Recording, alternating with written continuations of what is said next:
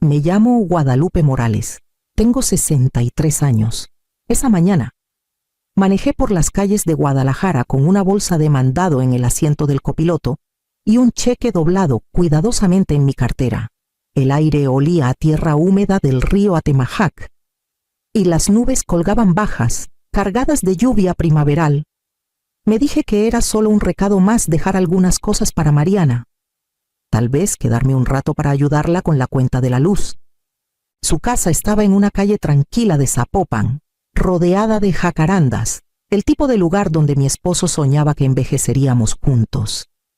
Yo ayudé con el enganche después de su divorcio. Le dije que era una ayudita temporal. Eso fue hace 5 años. Adentro, la cocina estaba llena de correo a medio abrir y dibujos infantiles pegados en el refrigerador. Mariana estaba junto al fregadero, con el teléfono pegado al oído, la voz tensa. Ya te dije, lo mando la próxima semana, espetó antes de colgar. Luego me vio. Mamá, no te pedí que vinieras. Sonreí como sonríen las madres cuando ya están pidiendo disculpas. Solo pensé en traerte unas cosas: leche, pan, el café que te gusta. Puse la bolsa en la mesa y traje el cheque para... Te dije que yo me encargo, me interrumpió. Su tono me golpeó como bofetada. El aire entre nosotras cambió.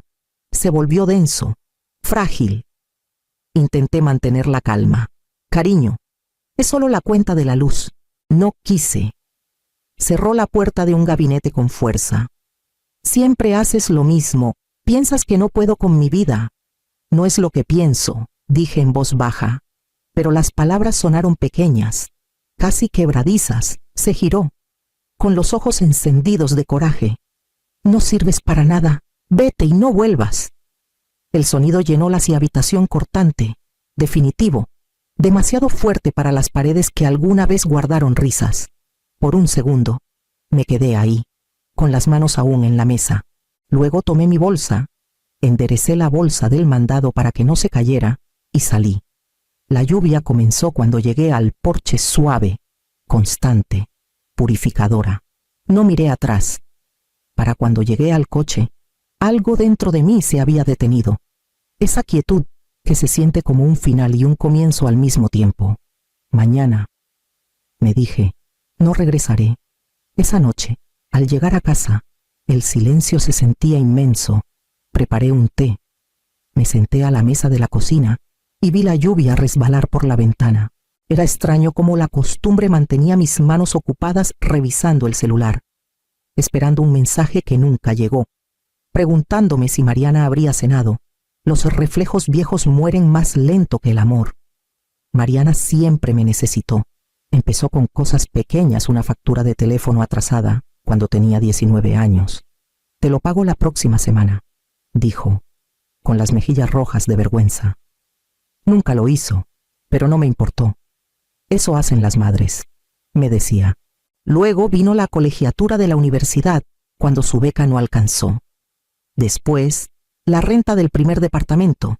Luego, una deuda de tarjeta de crédito que no mencionó hasta que empezaron las llamadas. En esos días, yo trabajaba turnos dobles en la oficina de nómina del hospital, con los ojos ardientes por la luz del monitor, prometiéndome que valía la pena. Solo necesitaba tiempo, guía, un poquito más de ayuda. Después de su divorcio, las emergencias se multiplicaron. Su coche se descompuso. La boutique necesitaba un préstamo. Sofía necesitaba un uniforme nuevo. Cada problema llegaba con una disculpa, y cada disculpa venía envuelta en cariño. Eres la única en quien puedo confiar, mamá. Esa frase solía llenarme de orgullo. Ahora, recordándola, sentía un dolor lento detrás de las costillas. La verdad es que nunca quise que ella batallara. Quería ser útil, demostrar que podía mantener todo unido después de que el padre de Mariana, mi difunto esposo, murió hace años. Pero el amor construido sobre el miedo a perder a alguien no es amor, es rendición. Miré mi cocina pequeña, una taza descascarada, una galleta a medio comer, una casa silenciosa, sin deudas que la ataran. Debería haberse sentido sola. En cambio, se sentía honesta. Tal vez eso era lo que más me asustaba, no perder a Mariana, sino darme cuenta de cuánto de mí misma había regalado solo para mantenerla cerca. Esa noche, el departamento se sentía más grande de lo que recordaba. Las paredes respiraban en silencio, ese silencio que llega después de una tormenta larga. Dejé mi bolsa en la silla junto a la puerta y me quedé un momento, sin saber qué hacer con las manos. Durante años, cada noche traía un propósito: revisar cuentas, doblar la ropa de Sofía, devolver una llamada de Mariana. Ahora no había nada esperándome. Recalenté un plato de sopa y lo comí de pie en la barra. El ritmo de la lluvia afuera llenaba el espacio donde antes vivía la conversación. Pensé en llamar a alguien, tal vez a mi vecina o a Carmen de la iglesia. Pero la verdad era que no quería hablar. Solo quería escuchar el silencio. Cerca de las 9, tomé una cobija y me senté junto a la ventana. Desde ahí, podía ver el brillo tenue del río Atemajac a través de la niebla, las luces de la calle temblando sobre el pavimento mojado. Me recordó noches de hace mucho, cuando mi esposo y yo nos sentábamos en el porche a tomar café después de turnos largos, diciendo poco pero entendiéndolo todo. Una foto de Mariana de niña estaba en la mesa a mi lado. Tenía 5 años entonces, con mejillas llenas y ojos brillantes, sosteniendo una concha como si fuera un tesoro. Pasé el dedo por el borde del marco. En algún punto entre esa niña y la mujer que me dijo que me fuera, algo se rompió, y no podía decir cuándo pasó. El reloj marcaba suavemente. Terminé mi té y apagué las luces una por una. Al acostarme, el silencio me envolvió, no pesado, no cruel, solo desconocido. Por primera vez en décadas, no pertenecía a ninguna emergencia de nadie. Se sentía extraño. También se sentía como respirar. A la mañana siguiente, desperté antes del amanecer. El cielo fuera de la ventana aún era color ceniza, suave e incierto. Preparé café y me senté a la mesa de la cocina, la misma que compré de segunda mano al mudarme aquí. Mis manos descansaron en la taza por un buen rato antes de abrir el cajón donde guardaba los estados de cuenta viejos. Al principio, solo quería ordenarlos, liberar espacio, pero un sobre llevó a otro. Y pronto la mesa estaba cubierta: cheques, recibos, transferencias electrónicas, todos con el nombre de Mariana. Cada uno contaba una historia que había olvidado. El préstamo para el coche en 2016. El préstamo para la remodelación de la boutique en 2018. La colegiatura de la escuela privada, que solo sería temporal. Recordé cada llamada que vino antes de esos pagos, todas enmarcadas con las mismas palabras. Es solo por ahora, mamá. Abrí mi libreta y comencé a sumar. El total crecía con cada línea: 3,000 aquí, 500 allá. Cuando la suma quedó lista, el número me miró con una acusación silenciosa: 74,000 pesos. Me recargué en la silla, mirándolo. Nunca pensé en ese dinero como perdido. Cada pago se sentía como un acto de amor, un puente sobre la distancia entre nosotras. Pero verlo en papel, claro y sin piedad, me hizo entender que lo que construí no era un puente, era una correa, y yo misma la había puesto alrededor de mi cuello. La tetera silbó otra vez, aunque no recordaba haberla encendido. Serví más café, dejando que el vapor empañara la tinta en la página. El número no cambió. Se quedó ahí, firme e indiferente. Mientras algo dentro de mí comenzaba a soltarse, el amor no me había fallado. Solo había confundido el sacrificio con la conexión. Y los números, a diferencia de los recuerdos, no mienten. Pasó una semana antes de que llegara el primer mensaje. Era un texto de Mariana: mamá. La factura del teléfono está atrasada. ¿Puedes cubrirla esta vez? El tono era casual, del tipo que asume que la historia se repetirá. Lo leí una vez, 2, y luego puse el celular boca abajo en la mesa. La pantalla palpitó contra la madera un momento antes de quedarse quieta. Por la tarde, llegó otro. Mamá, ¿me estás ignorando? La pregunta cargaba el peso de años, jalando cada instinto viejo que vivía en mis huesos. Durante todo el tiempo que podía recordar, El silencio significaba culpa, y la culpa significaba acción. Pero esta vez me quedé quieta, preparé té, doblé la ropa y dejé que los mensajes llegaran. Al tercer día, llamó. El tono de llamada cortó el silencio como cuchillo, agudo y familiar. Vi la pantalla encenderse, su nombre brillando en ese azul suave que alguna vez me reconfortaba. Dejé que sonara hasta que paró. Luego, por primera vez, borré su mensaje sin leer el resto. Esa noche, me senté junto a la ventana con la lámpara baja. La ciudad estaba callada, salvo por un tren a lo lejos. Pensé en el número que escribí en mi libreta, el total que no podía dejar de ver, y en los años que pasé contestando cada llamada, cada necesidad. El celular vibró otra vez en la barra. No me moví. El sonido se desvaneció en el zumbido del refrigerador, mezclándose con el ritmo de mi respiración. No fue el enojo lo que me mantuvo quieta. Fue la paz, frágil pero real, el silencio de aprender que, a veces, amar significa no correr a rescatar. Al final del mes, el silencio empezó a llamar la atención. Comenzó con una llamada de mi hermana, Teresa. Nunca Alida hablaba a menos que hubiera chisme familiar que valiera la pena.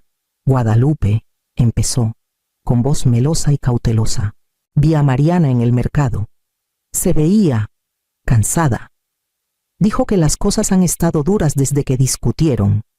No deberías hablarle. Sabes lo sensible que puede ser. Le agradecí. Prometí pensarlo y colgué antes de que la culpa se instalara. 2 días después, doña Rosa de la iglesia me detuvo después de misa. Hemos estado rezando por Mariana, dijo suavemente, apretándome la mano.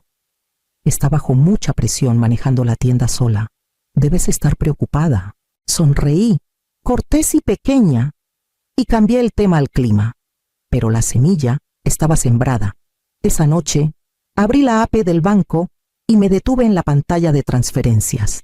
Mis dedos temblaron mientras escribía el nombre de Mariana. El saldo parpadeaba frente a mí estable, paciente, acusador. Habría enviado el dinero entonces solo para calmar el dolor, si no fuera por el sobre escondido detrás de un libro de recetas en el estante. Había olvidado que estaba ahí. La letra de mi esposo curvaba el frente. Para Guadalupe, cuando empieces a olvidarte de ti misma. Adentro había una hoja amarillenta en los bordes. Su nota era breve. No confundas el deber con el amor.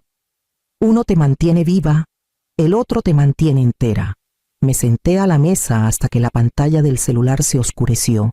Luego cerré la app del banco y apagué la lámpara. Afuera, la luz de la calle titilaba sobre la banqueta vacía. Por primera vez en semanas no sentí la necesidad de arreglar nada.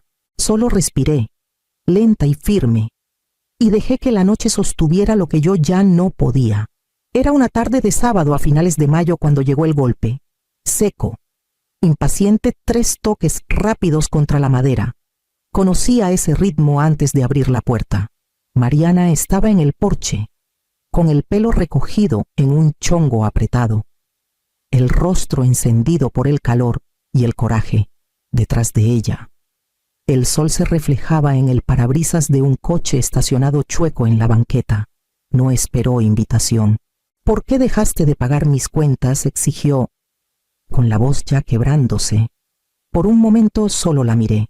Los años de cansancio en su rostro me sorprendieron más que su tono. Parecía mayor de 35, agotada. De esa forma que viene de huir de ti misma demasiado tiempo. No dejé de pagar, dije con calma. Dejé de fingir que tenía que hacerlo. Me siguió adentro sin pedirlo. Pudiste haberme dicho, estaba contando con esa transferencia para la renta de la tienda. Me dijiste que no regresara, le recordé, manteniendo la voz firme. Pensé que lo decías en serio. Los ojos de Mariana se clavaron en la libreta en la mesa del comedor. La había dejado ahí la noche anterior, abierta, con páginas llenas de números y fechas. La giré hacia ella. Eso es lo que he pagado los últimos 7 años, dije. Cada factura, cada préstamo, cada vez que dijiste que era temporal. Ella revisó las páginas, con la respiración acelerada. No es justo, dijo al fin. Lo haces sonar como si te hubiera obligado. Cerré la libreta con suavidad. No tuviste que obligarme. Lo di libremente. Esa es la parte que estoy corrigiendo. Su mandíbula se tensó. No puedo creer que estés llevando la cuenta. La miré a los ojos. No la llevo. Estoy poniendo límites. Por un largo rato. Ninguna habló. El ventilador del techo zumbaba. Un ritmo lento y constante que llenaba el espacio donde solían estar nuestras palabras. Finalmente, tomó su bolsa de la silla y se puso de pie. Bueno, haz lo que te haga sentir bien. Cerró la puerta de un golpe al salir. El eco se quedó, desvaneciéndose en un silencio que no estaba vacío, sino ganado. Me senté de nuevo a la mesa y puse la mano sobre la libreta. Por primera vez, el silencio no exigía una respuesta. Se sentía como esa noche. No pude dormir. El aire se sentía pesado, cargado de todo lo que quedó sin decir. Me senté a la mesa de la cocina con una hoja en blanco y la pluma vieja que mi esposo guardaba en el bolsillo de su chamarra. El reloj tic-tac en la otra habitación medía el espacio entre el pensamiento y el valor. Empecé sencillo. Mariana, te amo, pero no voy a financiar el desprecio. Pasé años creyendo que dar era lo mismo que amar y que ayudarte significaba mantenernos unidas. Pero ahora veo que el amor sin límites se convierte en permiso para lastimar. Si quieres ayuda, trae recibos y un plan. Si no, confío en que manejarás tu propia vida. Me detuve. Mirando las palabras, parecían firmes, no crueles, solo ciertas. Doblé la hoja, la metí en un sobre y escribí su nombre con letras pequeñas y cuidadosas. Antes del amanecer, manejé por la ciudad. Las calles aún estaban mojadas por la lluvia de anoche. La ciudad callada, salvo por el murmullo del tráfico temprano. Cuando llegué a su boutique en el centro de Guadalajara, las luces del aparador estaban apagadas, pero un brillo suave desde la trastienda me dijo que ella estaba ahí. No toqué, solo deslicé el sobre por la ranura del correo y me quedé un momento en la banqueta. El aire olía a jazmín de un jardín cercano. Un camión de reparto pasó, sus faros barriendo las ventanas, y por un segundo vi mi reflejo mayor, más firme. Una mujer aprendiendo a vivir sin disculpas. Cuando me giré para irme, el sol comenzaba a salir detrás del campanario de la catedral al final de la calle. Por primera vez en años. No sentí culpa al alejarme. Me sentí completa. Las semanas siguientes fueron calladas. No el silencio frágil que sigue a una tormenta, sino el que llega cuando las cosas empiezan a encontrar su balance otra vez. Escuché noticias sin preguntar por Teresa, por vecinos que aún compraban en el centro. La boutique de Mariana había recortado horarios. Una de sus empleadas se fue. Las luces del aparador se apagaron varios días, antes de que reabriera con la mitad del espacio que antes tenía. No era rencor lo que me hacía notar. Era la costumbre, ese rinconcito del corazón de una madre que mide el bienestar de su hija por señales que otros pasan por alto. Luego vino la llamada de doña Rosa. Mencionó, como de pasada, que Mariana había estado ayudando en un comedor cerca del malecón del río en las noches. Dijo que está tratando de ponerse al corriente con las cuentas. Agregó, como probando si yo ya lo sabía. No lo sabía. Pero algo en mí se suavizó. Trabajar, realmente trabajar, significaba que por fin estaba parada sobre sus propios pies. El texto llegó un miércoles por la mañana, corto y vacilante. Sofía te extraña. Me senté a la mesa un buen rato, releyendo las palabras. No había mención de cuentas, ni rastro de disculpa, solo esa pequeña frase que sonaba como una puerta entreabierta. Mi respuesta fue simple. Las dos son bienvenidas a cenar. Ese viernes vinieron. Sofía corrió a abrazarme primero, su cabello oliendo ligeramente a champú de fresa. Mariana se quedó cerca de la puerta, con los ojos inseguros pero no desafiantes. Sonreí y señalé hacia la cocina.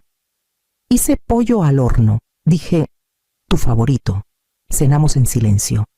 El sonido de los cubiertos llenando los espacios donde antes vivía la culpa. Cuando se fueron, Me quedé en el porche viendo las luces traseras de su coche desvanecerse por la calle.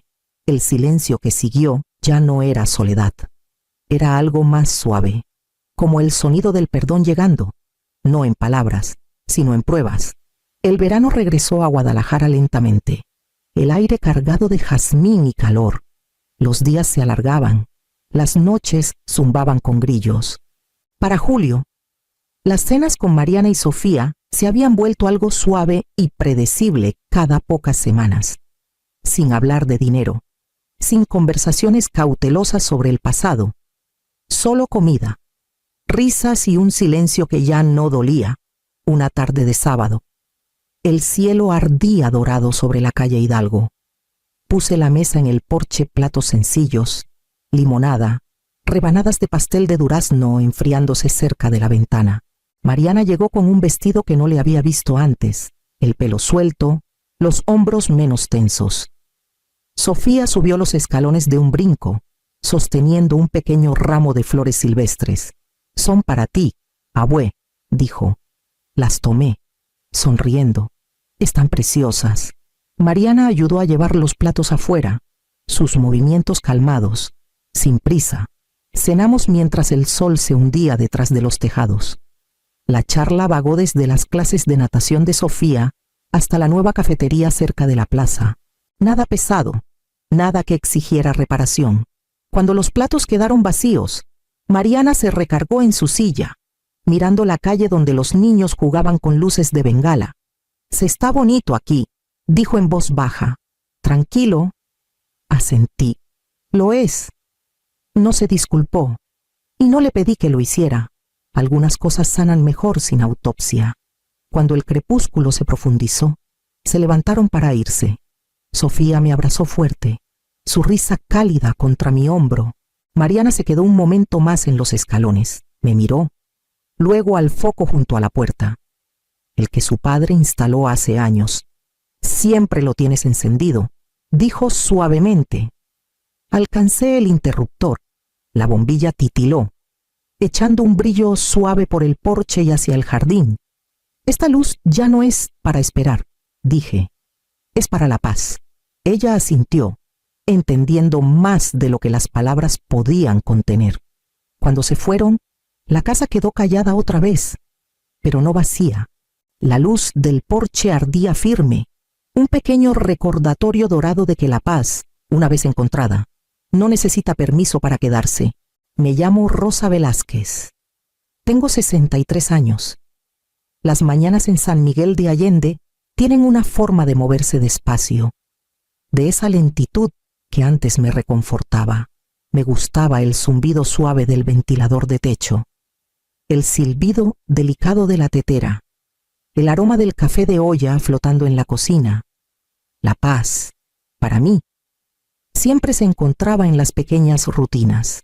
Ese jueves por la mañana, mi hijo Gabriel estaba sentado frente a mí en la mesa, removiendo azúcar en su taza como si midiera algo importante. Sonrió con esa práctica cuidadosa que usaba en el trabajo. Mamá dijo, «Tal vez deberías dejarme manejar tu dinero de ahora en adelante». Lo dijo con suavidad, como si ofreciera ayuda. Su voz era baja, educada, casi tierna, pero debajo había algo afilado, como el tono que usa la gente cuando ya tomó una decisión. Asentí lentamente, ganando tiempo. «¿Tú crees?» Se recostó, confiado. «Hará las cosas más fáciles para ti. Yo me encargo de las transferencias, pago tus cuentas. No tendrás que preocuparte por nada. Más fáciles para mí». Observé cómo el sol se deslizaba por la correa de su reloj y me pregunté cuándo había comenzado a hablarme como cliente en lugar de como madre. «Confío en ti», dije al fin. Las palabras sabiendo extrañas en mi boca. Gabriel sonrió más ampliamente, satisfecho. Cuando se fue, la cocina se sintió más pesada, como si el aire mismo supiera que algo había cambiado. El café se había enfriado. Lo tiré por el fregadero y comencé a lavar las tazas, una por una. El viernes llegó cálido y pesado, con el aire cargado del olor a lluvia.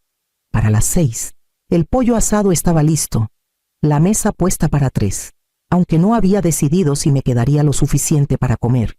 Escuché primero el coche de Gabriel, luego el rápido taconeo de los zapatos de su esposa en la entrada. Siempre entraban sin tocar, como si la casa aún les perteneciera de alguna manera. Cuando la puerta se abrió, el silencio llenó el espacio que antes ocupaban un sofá, una estantería y 40 años de mi vida. Mamá, dijo Gabriel, deteniéndose a medio paso. Su voz titubeó. ¿Dónde está todo? Los ojos de su esposa recorrieron la habitación. Vendiste los muebles, sequé las manos en un trapo y levanté la vista desde el fregadero. Necesitaba espacio, dije simplemente. ¿Espacio? El tono de Gabriel se quebró entre incredulidad e irritación. No puedes vender todo así nada más. ¿Qué se supone que hagamos? ¿Sentarnos en el suelo? Lo observé, tranquila como el reloj que marcaba el tiempo en la pared vacía. Se las arreglarán, parpadeó. Luego se puso rojo. Su esposa cruzó los brazos, murmurando algo sobre decisiones irracionales. No dije nada. Las palabras no eran necesarias. La habitación desnuda, resonante, despojada de comodidad, era la única respuesta que quería dar. La ira de Gabriel creció como una tormenta que no sabía cómo controlar. Estás actuando como loca, mamá. Lo miré a los ojos y vi, por primera vez, no preocupación sino posesión, la mirada de un hombre que se da cuenta de que el control se le escapa. Cuando se fueron, la casa volvió a quedarse en silencio. Me paré en el centro de la habitación vacía, el aire oliendo ligeramente a limón y lluvia. El vacío no me asustaba, se sentía limpio. La noche después del estallido de Gabriel, no pude dormir. Me senté en la mesa de la cocina, mirando mi reflejo tenue en la ventana oscura. La casa, ahora medio vacía, parecía respirar más fácil sin el desorden, aunque el silencio dejaba demasiado espacio para los recuerdos. Tenía 31 años cuando enterré a mi esposo. Los doctores hablaron de insuficiencia cardíaca, pero para mí fue como si el mundo hubiera dejado de prestar atención. Gabriel tenía 5 años entonces, lo bastante pequeño como para trepar a mi regazo y susurrar que todo estaría bien. Recuerdo haber asentido, aunque no lo creía. Primero llegaron las cuentas electricidad, hipoteca, gastos del hospital, y aprendí a equilibrarlas como piedras en mis manos. Trabajaba mañanas en una oficina municipal, noches llevando los libros de una panadería que pagaba más con pan sobrante que con dinero. Aprendí a estirar una sopa para 3 cenas, a coser botones en un uniforme escolar en lugar de comprar uno nuevo. Gabriel nunca vio el cansancio, lo mantuve oculto, como hacen las madres. Creció con ropa limpia, nunca se perdió un viaje escolar, nunca notó las luces que a veces dejaba apagadas para ahorrar en la cuenta. Cuando entró a la universidad, pedí un pequeño préstamo para cubrir lo que las becas no alcanzaban. Me dijo que yo era la persona más fuerte que conocía. Llevé esas palabras como medalla, incluso cuando el peso casi me rompía. En ese entonces, su orgullo era mi recompensa. Me decía que valía la pena cada noche sin dormir, cada vestido de segunda mano, cada vacación cancelada. Quería que él creyera que la vida podía ser amable, y por mucho tiempo pensé que lo había logrado. Pero en algún punto entre la gratitud y la comodidad, algo cambió. El niño que alguna vez me traía flores silvestres del patio comenzó a medir el amor por lo que yo podía dar. Tal vez le enseñé que el dar nunca termina. Tal vez olvidé enseñarle lo que cuesta. El reloj del pasillo marcaba suavemente, constante como la respiración. Afuera, la lluvia comenzó a caer contra las ventanas, lenta y rítmica. Junté las manos y cerré los ojos. En algún lugar profundo, bajo años de resistencia silenciosa, una pregunta comenzó a tomar forma. Una que nunca me había atrevido a hacer. Los viernes solían significar algo. Cuando Gabriel comenzó a visitarme después de mudarse, pasaba toda la mañana preparándome asando pollo, poniendo la mesa, comprando el vino que le gustaba. Pensaba que era nuestra forma de mantener la familia cerca, de preservar lo que el tiempo y la distancia suelen quitar. Pero con los años, las visitas se volvieron rutina, mecánicas, a las 6 en punto, el sonido de su coche en la entrada, luego la puerta abriéndose sin tocar.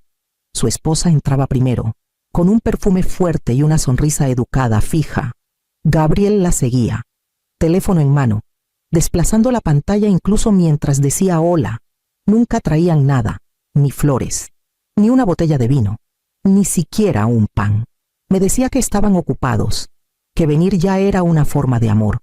Nos sentábamos a cenar, y yo escuchaba mientras hablaban de ascensos, remodelaciones de casas, viajes, asentía, rellenaba sus vasos, reía en los momentos justos. Cuando los platos estaban limpios, me agradecían, se levantaban y se iban antes de que el café terminara de colarse. Así pasó durante años, 3 cenas al mes, docenas de comidas, cientos de palabras educadas que no decían nada real. Al principio no noté el silencio después de que se iban. Estaba demasiado cansada, demasiado agradecida por la compañía, aunque fuera superficial. Mi cumpleaños 60 llegó en una tarde gris de febrero. No esperaba mucho, solo una visita, tal vez un pastel pequeño. Gabriel llegó 2 horas tarde, sin regalo, sin tarjeta. Me abrazó con un solo brazo, distraído. Dijo que había tráfico. Comimos el pastel que yo misma compré. Se quedó 20 minutos. Cuando la puerta se cerró, me senté en la mesa, mirando las migajas. El aire se sentía frío, incluso con la calefacción encendida. Tomé mi tenedor y comí lo que quedaba glaseado seco. Silencio y el último sabor de una ilusión. Esa noche, entendí la verdad que había evadido. No me estaban queriendo, me estaban usando. Gabriel llegó un lunes por la tarde, sin avisar pero con aire de espera, cargando una carpeta de cuero delgada bajo el brazo. Su sonrisa era de esas que usa la gente cuando cree que está a punto de ser alabada. Mamá dijo, colocando la carpeta en la mesa de la cocina, preparé unos papeles, nada complicado, solo autorizaciones para hacerte las cosas más fáciles, pagar cuentas, manejar transferencias, ese tipo de cosas. Su tono era casual, pero ensayado. Podía notar que lo había practicado lo bastante gentil para sonar cariñoso, lo bastante firme para no dejar espacio a discusión. Me sequé las manos en un trapo y me senté. Abrió la carpeta, extendiendo 3 páginas impresas con pulcritud. Las miré, fingiendo leer rápido, pero mis ojos atraparon la letra pequeña, las frases legales que lo revelaban todo: autorización para acceder, transferir y cerrar cuentas a su discreción. Sentí mi pulso en las yemas de los dedos. Es mucha confianza, dije en voz baja. Gabriel sonrió. Para eso es la familia. Me tendió una pluma. Por un largo momento, la sostuve entre los dedos. Luego la puse suavemente sobre la mesa. Los leeré bien esta noche, dije.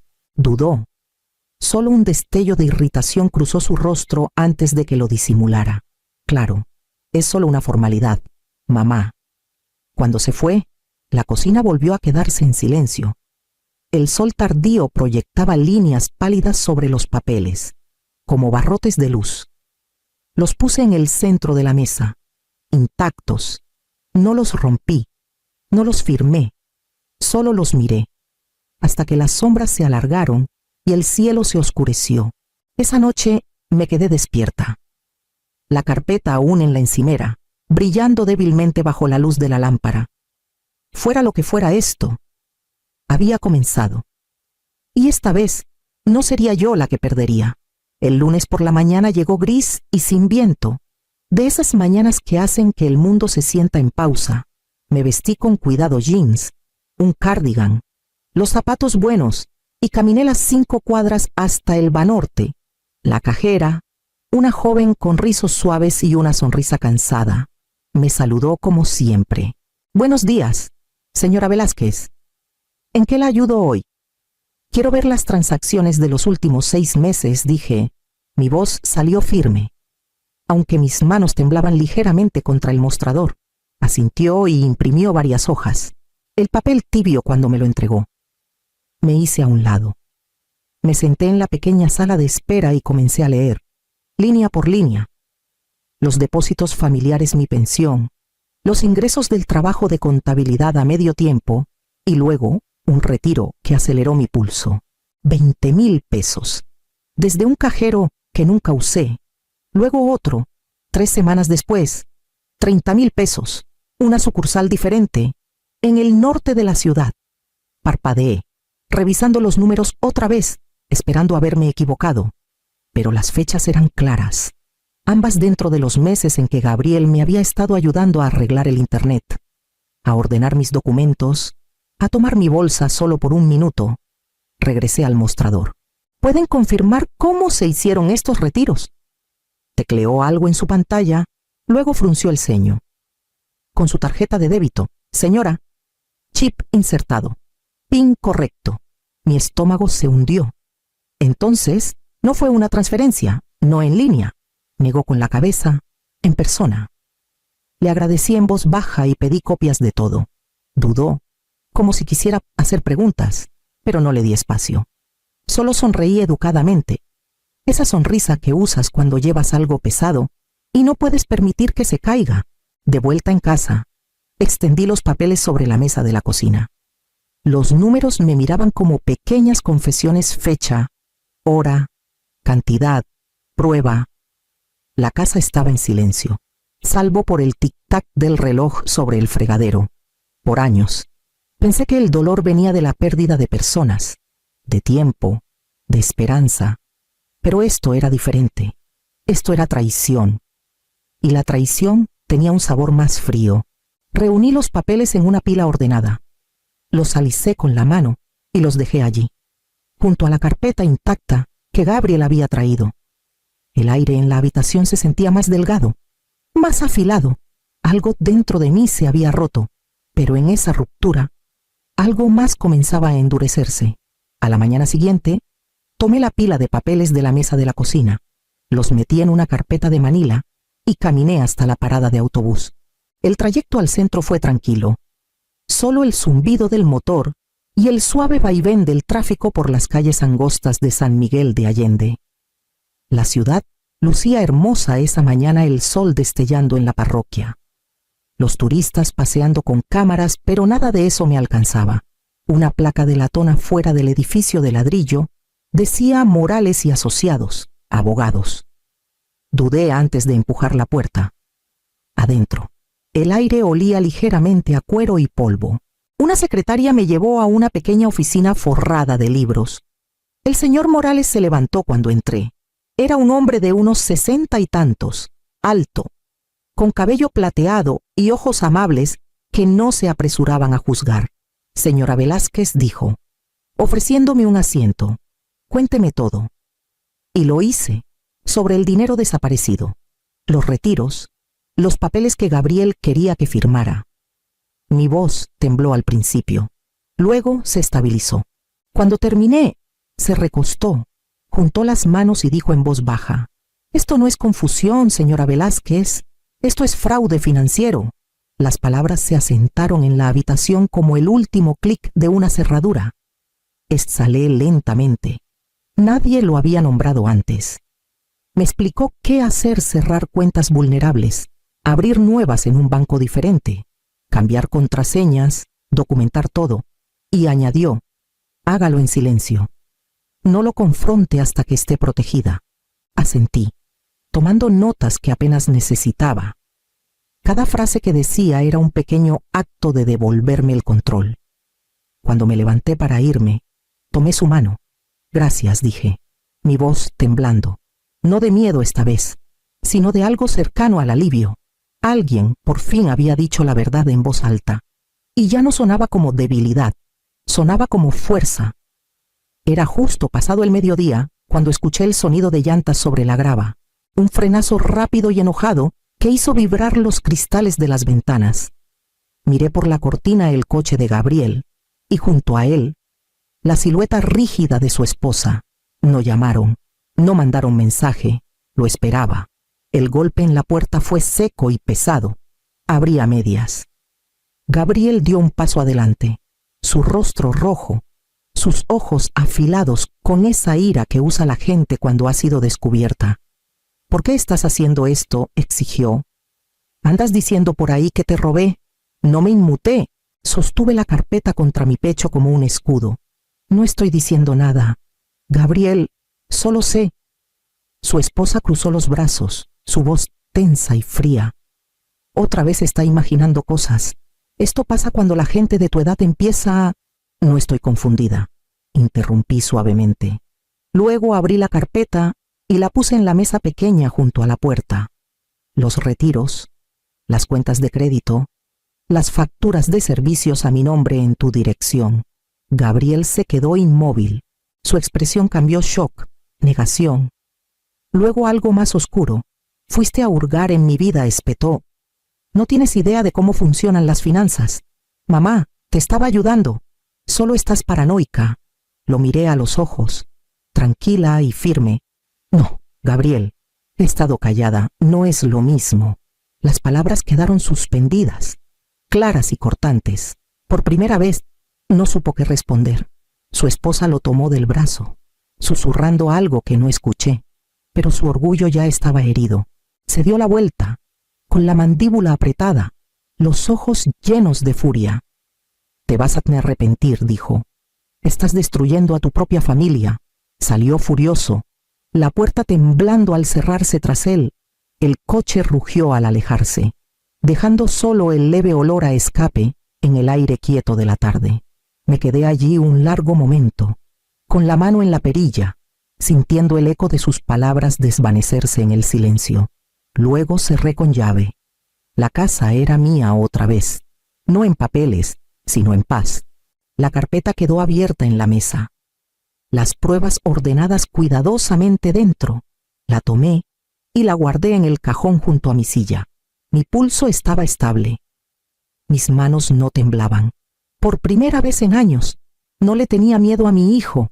A la mañana siguiente de la visita de Gabriel, regresé a la oficina del señor Morales con un cuaderno y una calma que no había sentido en meses. La decisión ya estaba tomada. Solo necesitaba ponerla en marcha. Revisó los papeles que traje. Luego sonrió ligeramente.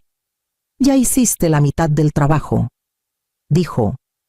Ahora asegurémonos de que cuente. Empezamos con las cuentas bancarias.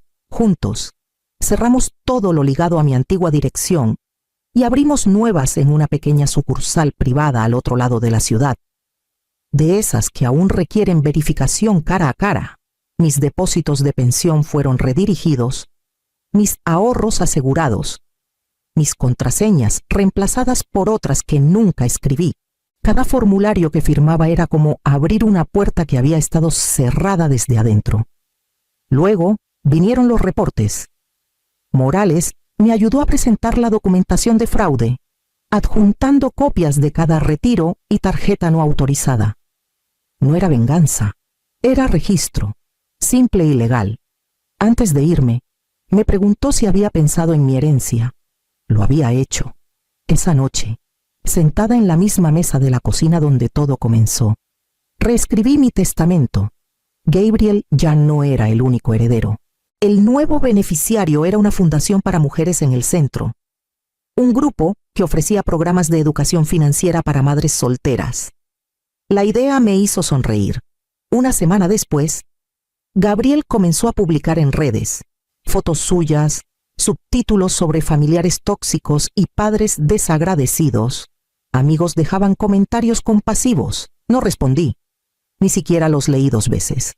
Pasaron 2 semanas más antes de que el silencio se rompiera de nuevo, pero esta vez no fue por él.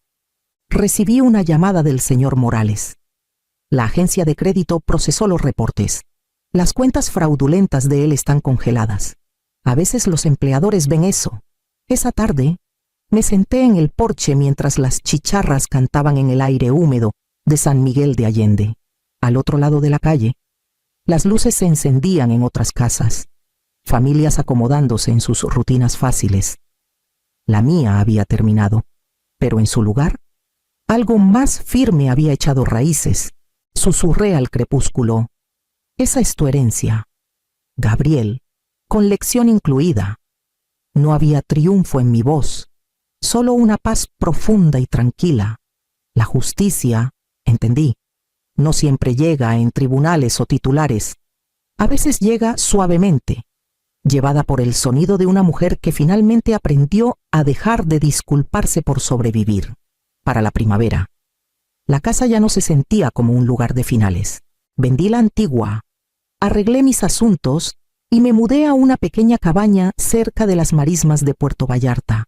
El aire olía a sal y pino, y las tardes llegaban suaves y doradas sobre el agua.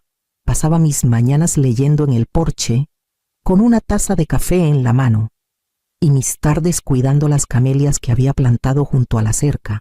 Sus flores se abrían lentamente, tímidas al principio, luego brillantes y llenas, prueba de que incluso después de inviernos largos, la belleza regresa a su propio ritmo.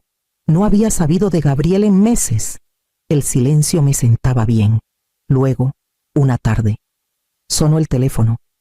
Su voz era diferente, más pequeña, incierta.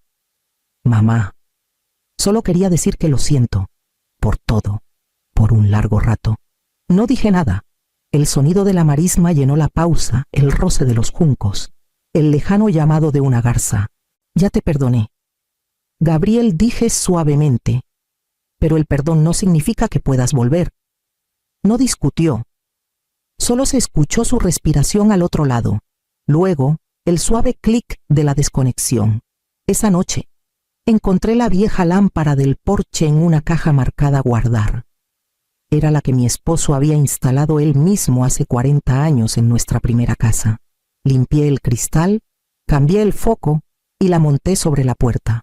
Cuando el sol desapareció detrás del agua, la encendí. La luz se derramó sobre los escalones de madera y el patio. Cálida y constante. Esta luz ya no es para esperar, susurré a la noche. Es para la paz. El viento de la marisma se llevó las palabras, pero su significado se quedó conmigo, en el brillo tranquilo de una vida finalmente mía.